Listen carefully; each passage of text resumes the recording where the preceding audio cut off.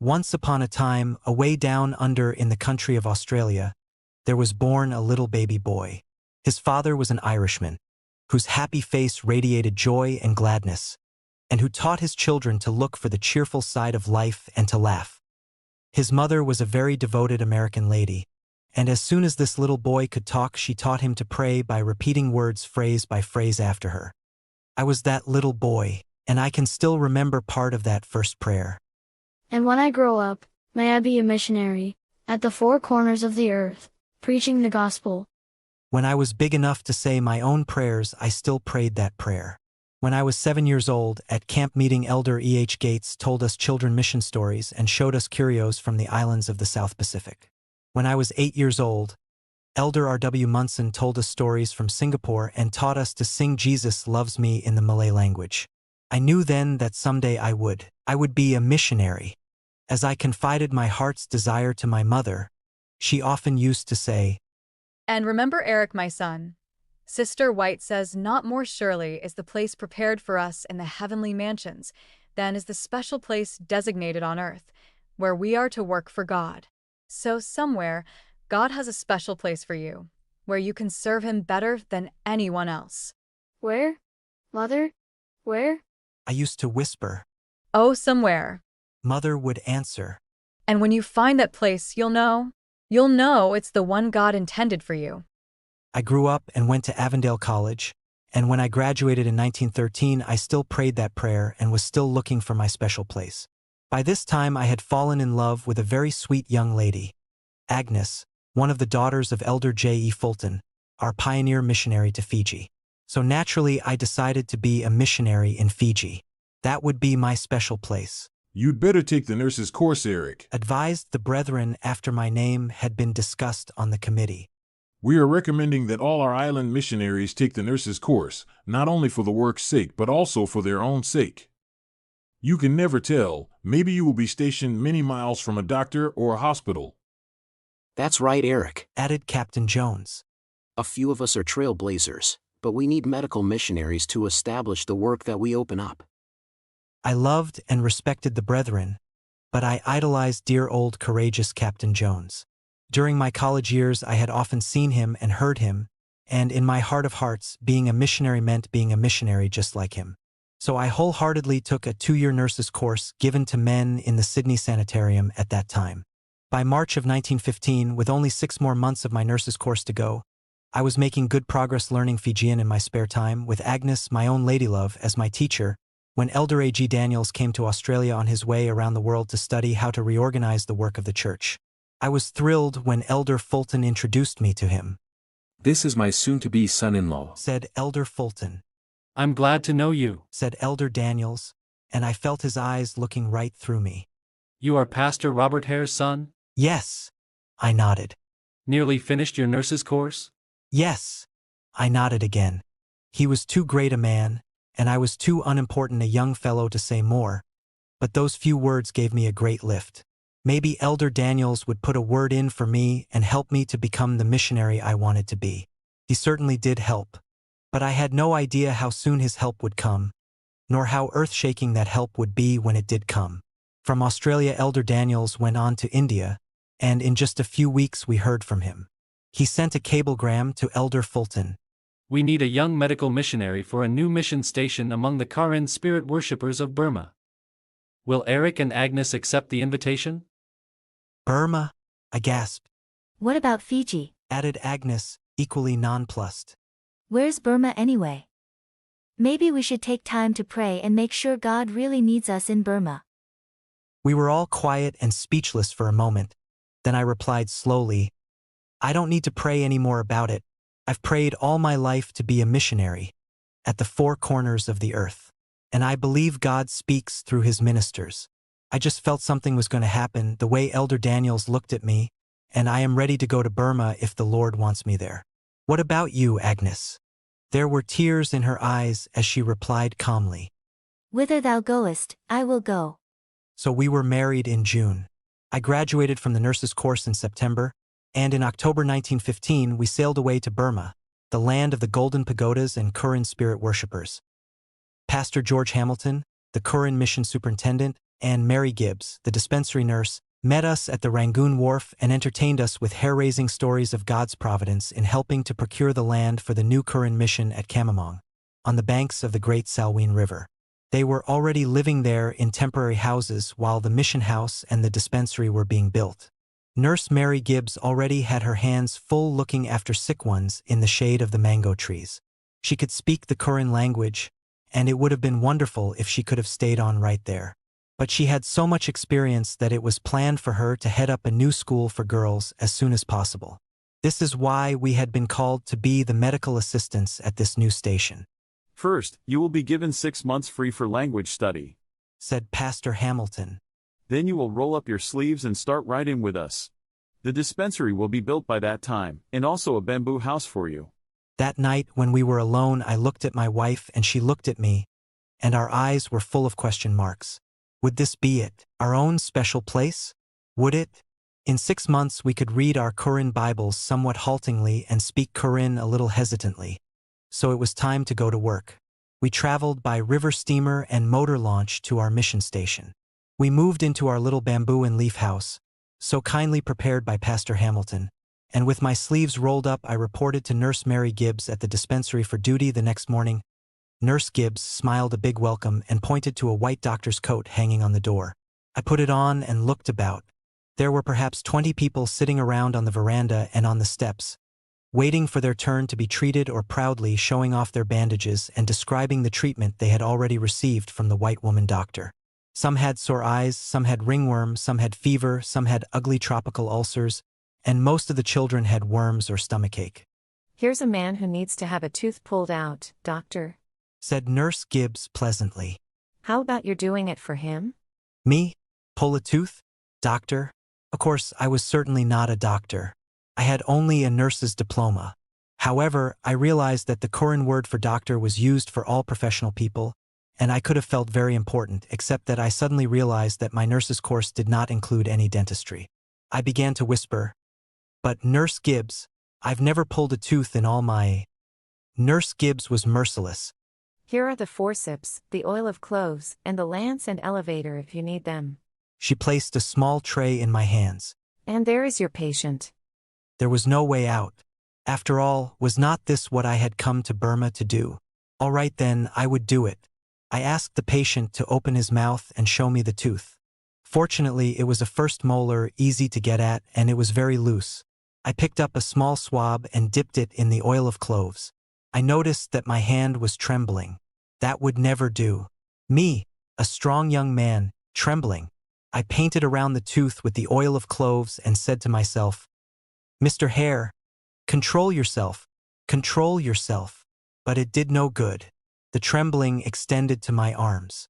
I picked up the forceps, and by the time I had fastened them on the tooth, my knees were knocking together. I broke out with cold perspiration all over. Then suddenly the tooth was out.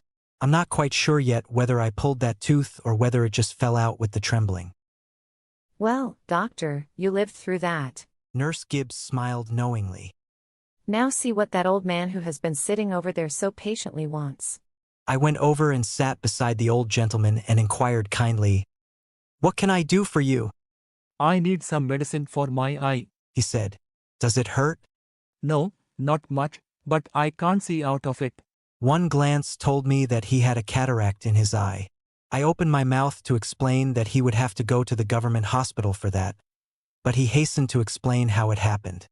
You see, 2 years ago I had fever, my head was hot but my feet were cold. Then one day the cold wind in my feet began to work its way up my legs. Do you see? He stood up suddenly to demonstrate the movement of the cold wind. Well, at last the cold wind came to the hot wind in my stomach. There was the terrible noise. I thought I would surely die. But the cold wind kept coming up and up, through my neck, over my head, and it settled in my right eye. From that time on, it has just gotten worse, till now I can't see out of that eye at all. I nodded my head to show I understood him, and tried not to smile.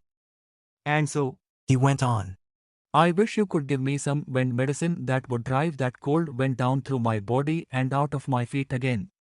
They say you have all kinds of wind medicine here. He was so serious. It was no smiling matter to him. I will write you a letter to give to the doctor in the Moulmein Government Hospital, I said. He can operate and you will be able to see again. We do not have the instruments or the experience to take out that kind of cold wind here in our dispensary. He looked so disappointed. Go to Moulmein? Why, he had never traveled that far in all his life. And where could he find money for such a trip? He searched my face to make sure I was telling him the truth. Then slowly he turned away and went back to his jungle home again, hoping that maybe, someday, somewhere, he could find some magic wind medicine for his eye. Poor old fellow, I reported to Nurse Gibbs. He doesn't know how much he made my heart ache. How I wish I could have been a real doctor. How it hurt to have to tell him there is nothing I can do and to send him away disappointed. To be sure, Agreed Nurse Gibbs. your heart will often ache. But you will find that we nurses can care for at least 90% of the needs of these dear jungle people, and the simple thanks and appreciation of those you can help will make your life here very rewarding. For the next few weeks, I learned to appreciate Nurse Gibbs more than words can ever express. In addition to her 6 years of mission experience, she had been privileged to take a special course in tropical diseases. Every day, I discovered things my nurse's diploma had not prepared me for. And it was she who taught me how to diagnose and treat the various jungle fevers such as malaria, dengue, and relapsing fever. It was she who taught me how to lance boils and sew up wounds and care for jungle accidents. And it was she who taught me how to mix our famous God worshippers' medicines. One morning, as I reported for duty, Nurse Gibbs said, You're a pretty good dentist by this time, doctor. See what you can do for that little 2-year-old crying over there in its mother's arms. I slipped into my white coat, washed my hands, and went quickly to the crying baby.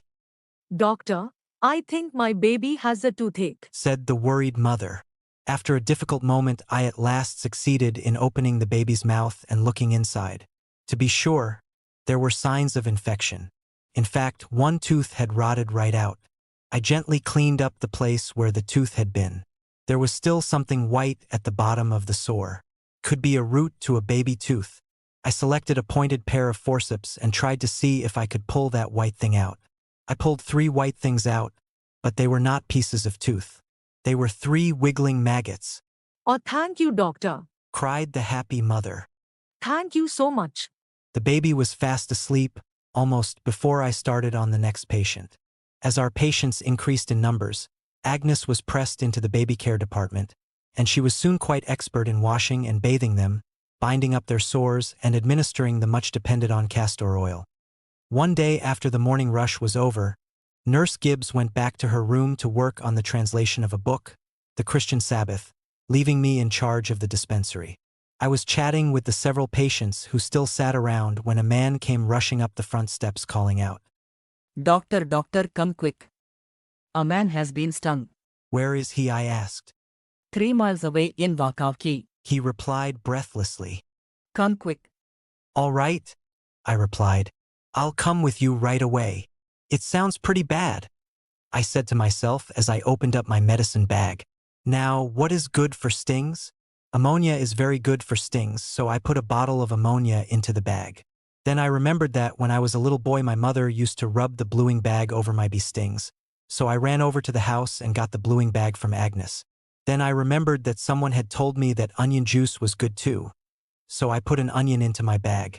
Then away we went through the jungle to see the man who had been stung.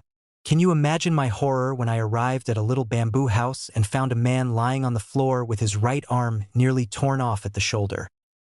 Why didn't you tell me the truth? I said to the man who had called me. This man hasn't been stung. He has been almost murdered. Oh no, doctor, he hasn't been murdered, he's been stung. Whatever in the world could sting a man like that? I asked a little indignantly. Why? He said. An elephant. My mouth opened wide. My eyes bugged out. I felt wheels going around in my head as I realized that my limited knowledge of the Kurin language had limited stings to bees or wasps. Whereas, in reality, these people have only one word for sticking, and whether you are stuck by a bee or a pin or an elephant's tusk, you are stung just the same.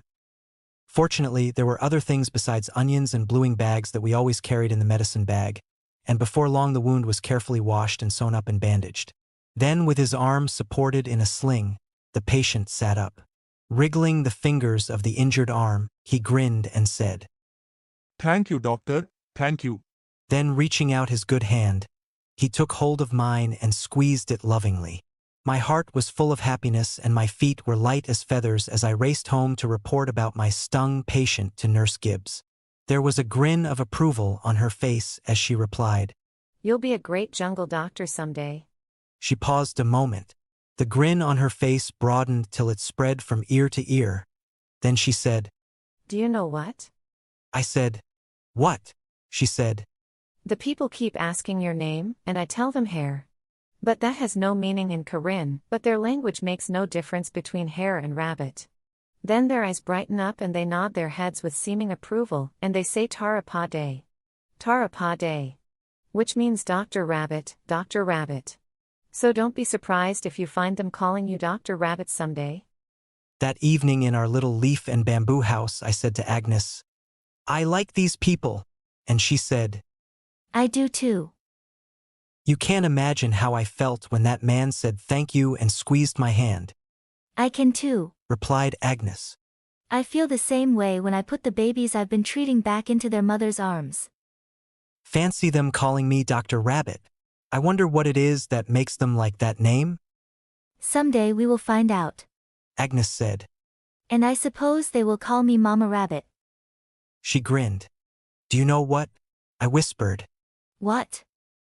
Agnes whispered back. This is beginning to feel like our own special place. Agnes sighed and smiled a very satisfied smile and whispered. I feel it is too.